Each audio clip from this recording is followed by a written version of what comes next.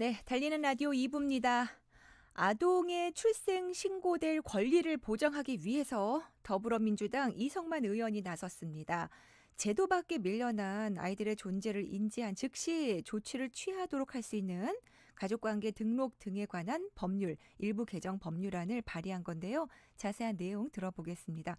더불어민주당 부평갑의 이성만 의원님, 안녕하십니까? 네, 안녕하세요. 이성만입니다. 예, 요즘 바쁘십니다. 또 한참 야. 바쁠 때예요. 예, 그렇죠. 예. 가족관계 등록법 일부 개정 법률을 발의하셨는데 어떤 계기가 있으셨나요?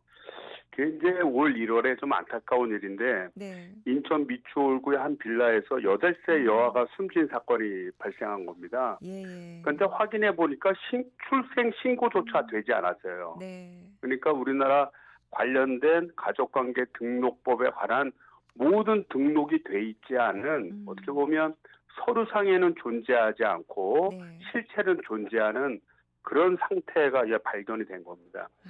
그래서 가족관계 등록법 상으로는 그 출생 신고의 의무자로서 부 또는 모인데, 네. 그 신고를 하지 않는 경우에는 음. 검사 또는 지방자치단체장이 출생 신고를 할 수 있거든요. 예. 그런데 이제 검사나 지방자치단체장이 알아야 신고를 할 거 아니겠어요. 그렇죠. 네. 그래서 이제 그 신고되지 않은 아동을 발견한 음. 경찰이나 또는 아동복지 담당 공무원들이 직무 수행 중 네.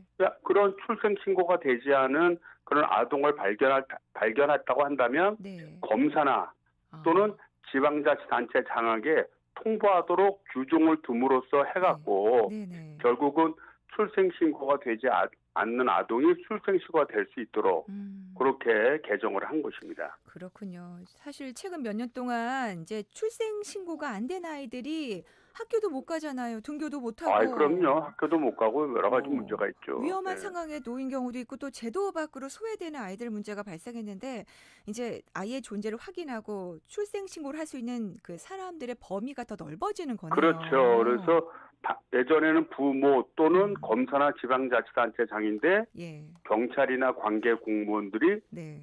신고를 할 수 있도록 제도를 둠으로 음. 해갖고 네. 실질적인 출생 신고가 될 수 있도록 만들어준 거죠. 예. 그렇습니다.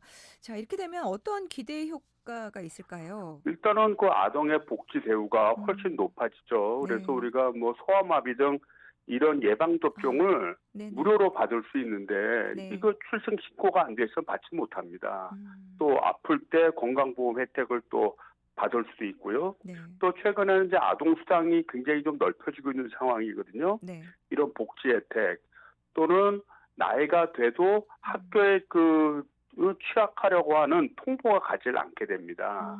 그래서 음. 이제 취약하게 만들고 네. 또 이걸 떠나서 뭐 유기라든지 또 불법 입양이라든지 심지어는 그 매매 등의 어떤 불법적인 범죄 행위가 발생할 수 있는 것을 네. 사전에 예방하는 효과가 있다 이렇게 말씀드릴 수 있습니다. 아, 그렇습니다. 기본적인 권리를 예, 보장해 주는 아이, 그럼요. 거네요. 예, 예. 국민의 권리를 갖게 되는 겁니다. 그렇죠. 그렇죠. 네.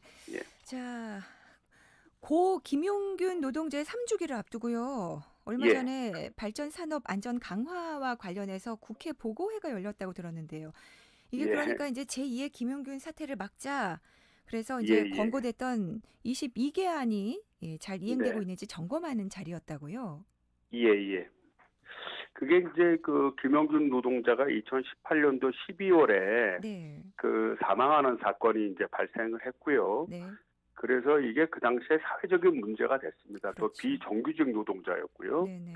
그래서 민간으로 구성된 특조위, 음. 그러니까 정확히 말하면 특별노동안전조사위원회라는 걸 구성을 해서 네. 4개월 동안 조사 끝에 22개 권고안을 만들었습니다. 네네. 근데 이제 22개 권고안이 제대로 이제 이행되는지 여부를 따져야 되잖아요. 그렇죠. 그래서 그 총리실에 있는 국무조정실을 중심으로 해서 기재부, 산업부, 노동부가 참여해서 네. 이행 여부를 점검하도록 했습니다. 음. 근데 이제 문제는 이제 네. 공무원들끼리 하는 그런 이행 점검 회의상에 이거 이행이 됐다 안 됐다 평가하는 거랑 네. 당초에 특조위원들 음. 그 권고안을 냈던 특조위원들이 평가하는 내용이 네. 서로 상이했던 겁니다. 저희들이 볼 때. 아. 그래서 이건 문제가 있다 해서 예, 예. 저희 의회에서 권고안을 내기를 음. 이행 점검 회의에 네. 꼭 그 특조위에 참여했던 민간 의원 일정한 분들이 참여하도록 저희들이 요청을 했고 네. 그것이 실질적으로 이루어진 겁니다. 아. 그럼에도 불구하고 네. 우리 이해 차원에서는 민간 특조위가 참여하긴 했지만 이거 진짜 제대로 이행 점검이 이루어지는지 안 이루어지는지 네. 확인도 하고 그 의견을 듣기 위해서 그 이행 점검회에 참여했던 네. 민간 위원들과 함께 회의를 한 것입니다. 아, 네. 회의를 해서 진짜 정부가 중심에서 움직이는 그 이행 점검단이 네. 제대로 이행 여부를 체크하는지 여부를 음. 확인한 것이죠. 그렇습니다. 법안을 발의만 하신 게 아니라 이제 끝까지 점검까지 하십니다. 왜냐하면 그 예. 공무원들의 생각과 예. 또 우리 또 실제 이걸 부닥치는 우리 이제 민간 전문가들, 시민단체들 이분들의 생각이 네.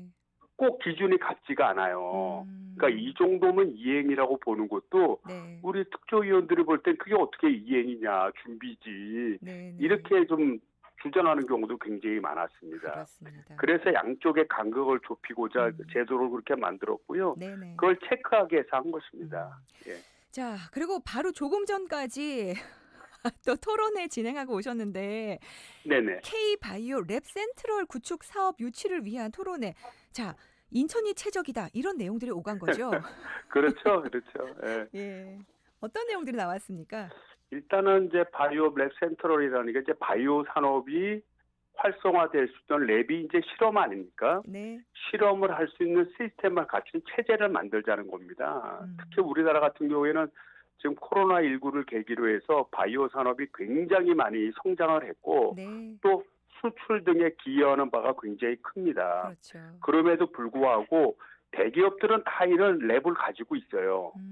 랩을 가지고 자체적으로 다 실험을 하는데 네네. 이 대기업 말고 일반 중소 벤처 기업들도 네. 실험할 필요가 굉장히 있거든요. 그럼요. 이것을 체계적으로 하기 위해서 랩 센트럴이 좀 구축이 필요하다는 것인데 네. 아무래도 이게 그 민간 대학이라든지 연구원이라든지 또는 대기업이라든지 또는 벤처기업이 골고루 잘 분포된 데가 굉장히 필요하고요. 네.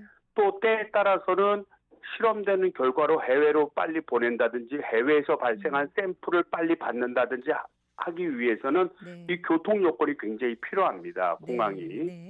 그래서 아무래도 이런 랩 센터를 구축하는 데 있어서는 좀 인천이 최적지가 아니냐. 이런 거를 좀 주장을 하고 있고요. 네. 중기부가 약 2천억을 들여서 이 최적지를 네. 지금 선정할 예정을 두고 있습니다.